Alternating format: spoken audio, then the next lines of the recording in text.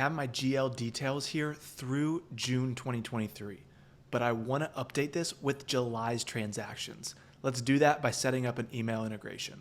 To set up a new integration, let's open up our system definition and hit the plus icon.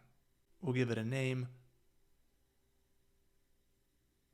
change type to integration, hit the active button, and choose mail integration.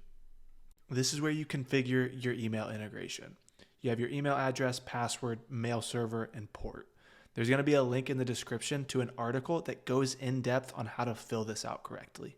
But for this video, the only thing you need to know is that this email address is the email that you send data files to. You can set up a schedule.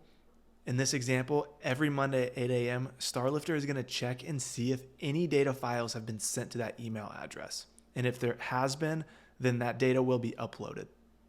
But I want it to check right now, so I'm going to hit try it. Now, about 5 minutes ago, I sent an email to that email address with nothing but an Excel file attached.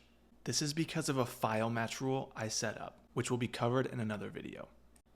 And I can see here that that file has been loaded. Now, I'll close out of my menu, and then you'll notice that after I refresh StarLifter, my July transactions for 2023 have been added.